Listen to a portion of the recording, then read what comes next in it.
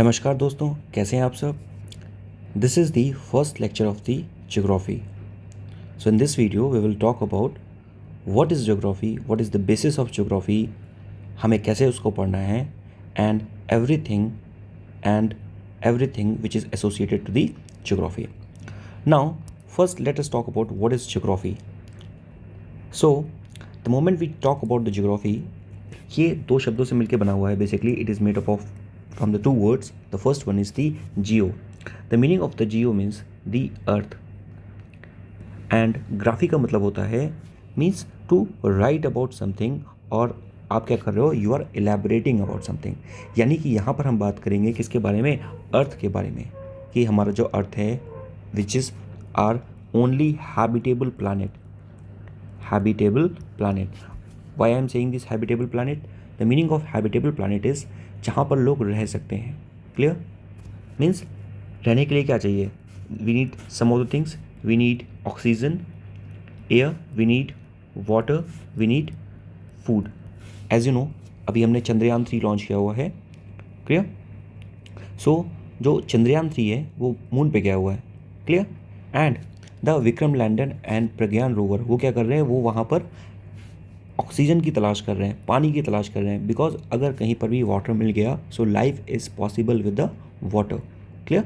So this is the thing you need to know about. तो जो earth है it is our blue planet. इसको बोलते हैं क्या, blue planet. What is the meaning of blue planet? Because near about 75% means 3/4 part जो earth का है वो किससे भरा हुआ है, वो पानी से भरा हुआ है. सिर्फ ओनली 25% पे ही क्या है, कॉन्टिनेंट्स हैं. क्लियर.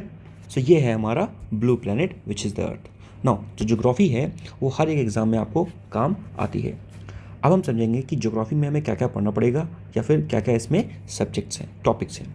तो first will talk about the units of geography. The whole geography is divided basically in the 3 parts. The first one is the physical geography, the second is the physical geography of the India, and the third is the economic and the human geography. So the first one is कि physical geography of the world, यानी कि world में कहाँ पर कौन सा continent आता है, ठीक है, उसका जो फिजिकल स्ट्रक्चर है वो कैसा है, यहाँ पर इसकी बारे में बात किया जाएगा. सो this is the physical geography of the world. India के पर्सपेक्टिव में जो चीज़ें हम फिजिकल ज्योग्राफी में पढ़ेंगे ऑफ द वर्ल्ड, उसका एक narrow subjective point of view आएगा यहाँ पर इंडिया के कॉन्टेक्स्ट में. यानी कि उन्हीं सारी चीज़ों को, उन्हीं सारे फिजिकल फिनोमिनास को, उन्हीं सारे टर्मिनोलॉजीज़ को हम यहाँ पर पढ़ेंगे, but within the context of the India. The third one is the economic and the human geography. यहाँ पर हम बात करेंगे that how humans are interlinked with the geographical phenomena, और जो भी आसपास जो फिनोमिनाज हो रहे हैं, how the humans are interlinked with them, how human behave when certain specific phenomena happen. It's like the landslide of the Himachal Pradesh. Now landslide, when the moment जब landslide Himachal Pradesh की हुई, so it is not only the landslide that happened there, it is affecting the people living nearby. तो जो nearby people रह रहे हैं उनको भी वो क्या करती है, अफेक्ट करती है. वो उनकी रोज़मर्रा की चीज़ों को अफेक्ट करती है. किसी का घर बना था, घर टूट गया, ठीक. So this is the whole phenomena जहाँ पर हम बात करेंगे the interaction between the humans and the geography. Now first let us talk about what is the physical geography, what is the meaning of it, क्या मतलब है इसका. तो physical geography में हम बात करेंगे कई सारी यूनिट्स की. The first one will talk about the earth, solar system and the universe, कि हमारा अर्थ है क्या, ठीक. द कंस्ट्रक्शन ऑफ अर्थ, कितनी लेयर्स हैं यहाँ पर, ठीक, उन लेयर्स में क्या क्या चीज़ें मिलती हैं. Then we will talk about the solar system. Solar system, our solar system is consist of one big sun which is a star and our planets. Clear. In which earth is the only habitable planet और universe, ठीक. हमारी Galaxy, milky वे Galaxy, हमारी पड़ोस की Galaxy, Andromeda Galaxy, इन सारी चीज़ों के बारे में हम बात करेंगे. The next thing will talk about the geomorphology. What is the meaning of geomorphology? The construction of earth, earth कैसे बना. क्लियर. उसके जो जब फॉर्मेशन ऑफ अर्थ हो रहा था, so basically at that time there were no 7 continents. एक बड़ा सा कॉन्टिनेंट था पैंजिया. क्लियर. फिर उससे सेपरेट होके छोटे छोटे कॉन्टिनेंट्स बने. सो इसके बारे में हम लोग पढ़ेंगे. There many theories about it, continental drift theory, sea floor spreading theory, ठीक. सो आइलैंड फॉर्मेशन, तो इन सारी चीज़ों के बारे में हम यहाँ पर पढ़ेंगे. The next one is the climatology. Here we will talk about कि क्लाइमेट किसी भी एक जगह का कैसा होता है. यू नो कि हर एक जगह का जो क्लाइमेट होता है इज़ डिफरेंट. क्लाइमेट बोलते हैं किसी एक पर्टिकुलर रीजन में लॉन्ग टेन्योर के लिए तक रहने वाले जो सीज़न होता है उसे हम लोग क्या कहते हैं, क्लाइमेट कहते हैं. वेदर जो होता है, weather is a day to day changing phenomena. Climate क्या होता है, it is for the longer duration.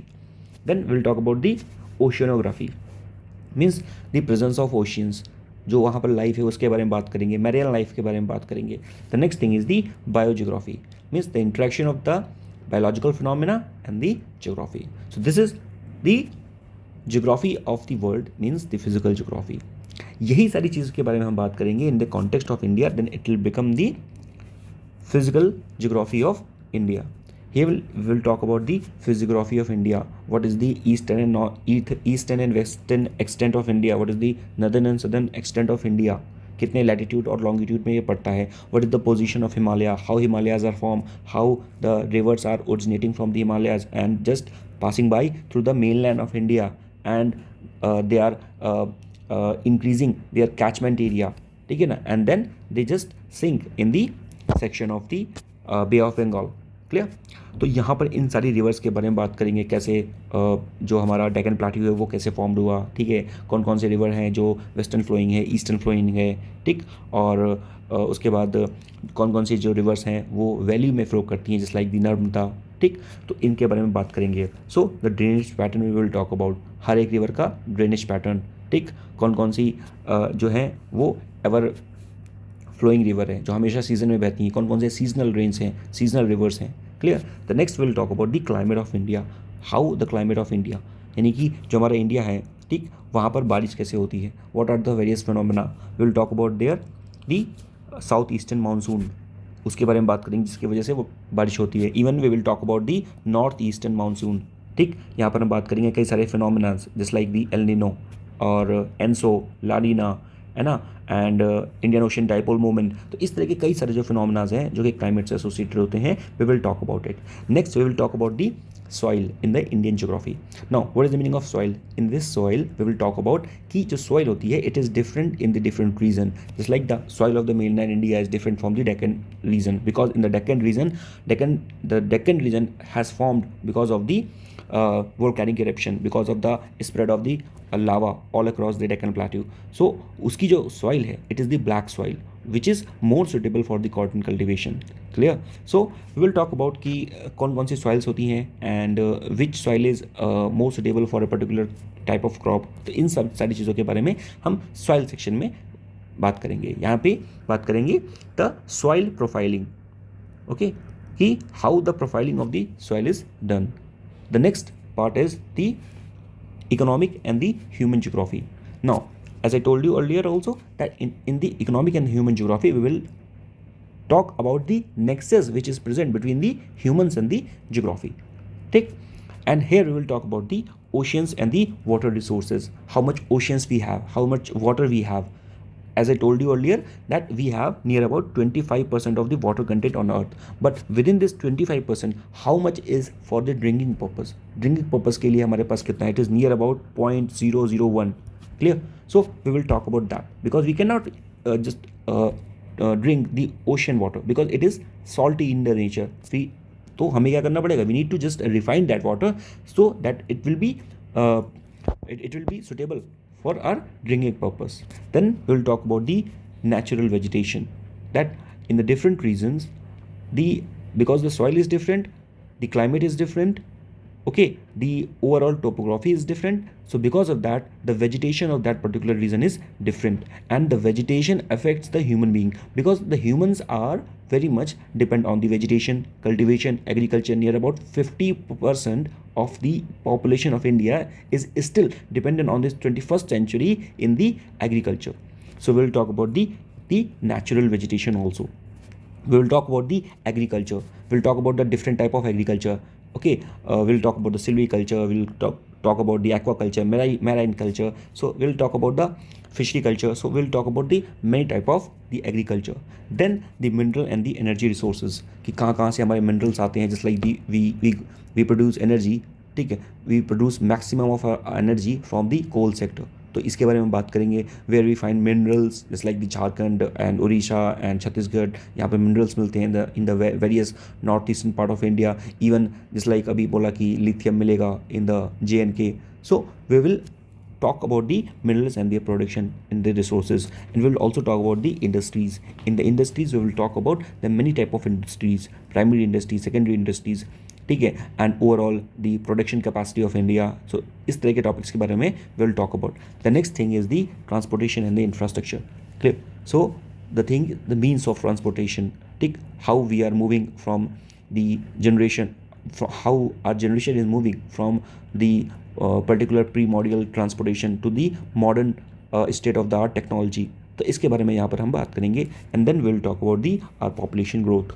Clear? How the human population has evolved over the decade. It's like as you know, according to the National Family Health Survey 5 data, that we have achieved the population growth of 2.0, clear, which is below the replacement level fertility level. What is the replacement level fertility level? It is the 2.1. What is means? इसका मतलब क्या होता है कि if the fertility of a particular section is 2.1, so it can reproduce the next generation which will be sustainable also। ठीक है, so this is the replaceable level fertility level.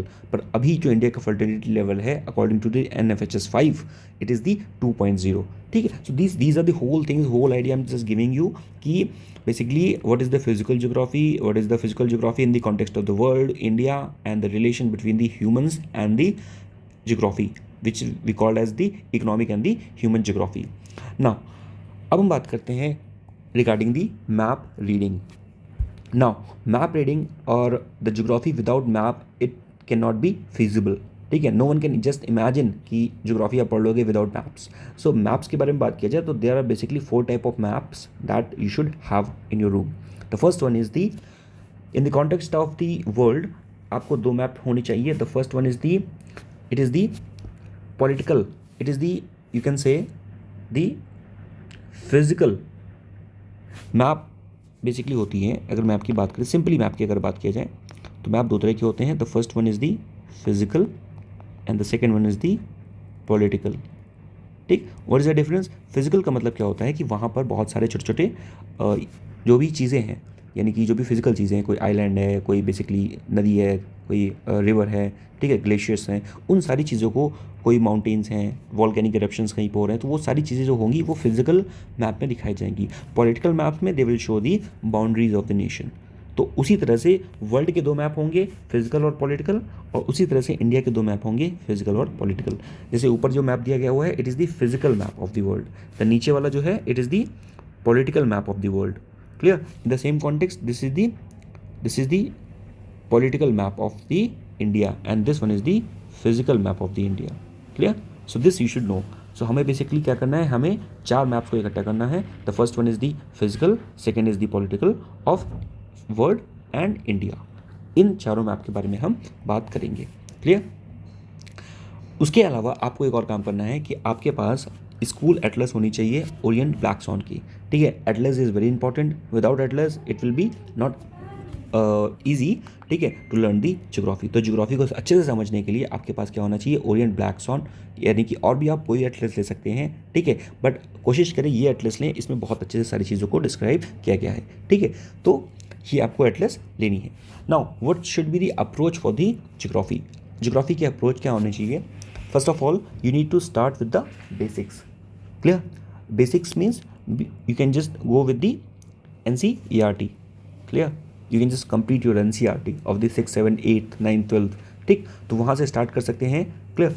Geography and humans, कई सारी books हैं वहाँ पर NCERTs की, उसको आप कवर कर सकते हैं। Then you should have the conceptual clarity, because the geography it is all about, most of the time it is about the scientific, they are scientific terms, कई सारे साइंटिफिक टर्म्स हैं, कई सारी डेफिनेशंस आपको समझनी पड़ेंगी with scientific temperament, because most of the time it is associated with the science. कई सारे, मोस्ट ऑफ द जो ऐसे कॉन्सेप्ट्स हैं वो साइंस से एसोसिएटेड हैं। The next one is the practical application. Just like not in any subject, geography में क्या है, you have the practical application of every subject. Let's say you are talking about the El Nino, और कैसे हमारे यहाँ India में जो monsoon आता है उसके बारे में बात कर रहे हैं. So whenever you talking about any concept, any terminologies, any definition, so उसका एक प्रैक्टिकल इम्प्लीकेशन होगा, clear, which will make you felt easy to understand the topic, clear. तो इन डेप्थ जो कॉन्सेप्चुअल क्लैरिटी है वो आपको मिल पाएगी just by having the depth knowledge of the or the conceptual clarity of the subject, clear. So there should be, you should have the conceptual clarity, and also you should apply that conceptual clarity in the practical purpose. And next thing is the fact and information. आपको fact और information भी पता होनी चाहिए. Let's say you're talking about the height of the Himalayas, so it is 8,844, ठीक है, 48. So basically the thing is कि आपको वो height पता होनी चाहिए, ताकि so that you can just make a comparison with the rest of the hills or rest of the mountains, clear, it's like Rocky Mountains और उसके बाद Atlas mountain, okay, Alpine, okay. So इस तरह से बहुत सारे जो माउंटेन्स हैं, तो एक कंपैरेटिव अप्रोच आपको लेके चलनी पड़ेगी. सो यहाँ पर जो फैक्ट ऑन फिगर है वो बहुत ज़्यादा इंपॉर्टेंट हो जाएंगे. The next thing is the diagram map the maps. So diagrams and the maps, these are also important because if you are pinpointing any location, अगर किसी लोकेशन को pin point कर रहे हैं तो it will not be feasible, it will not be easy कि अगर बिना आप मैप के उसको अपनी कॉपी पे लिख रहे हो, ठीक है, तो वो उतना समझ में नहीं आएगा until and unless you don't know the proper location of that particular point जिसके बारे में बात कर रहे हैं. Just like I just uploaded a video और regarding the Indonesia. In Indonesia there are 14 girls जिनका जो head था, ठीक है, वो शेव कर दिया गया just because they were not wearing the hijab properly, clear.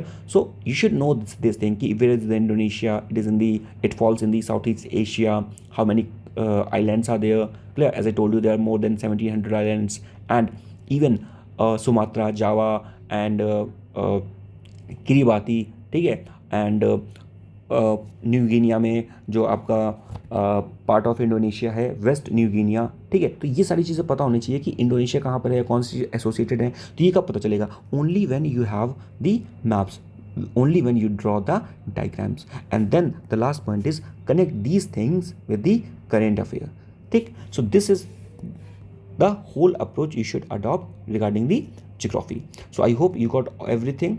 What is geography and कैसे कैसे हम पढ़ने वाले हैं इसको और कैसे टॉपिक्स आएंगे यहाँ पर, ठीक है. So will definitely slowly talk about these things. सबसे पहले हम स्टार्ट करेंगे the physical geography of the world and will start with the unit of the earth, solar system and the universe, clear. So मिलते हैं आपसे next video में. Till then take care, goodbye, thank you, Jai Hind.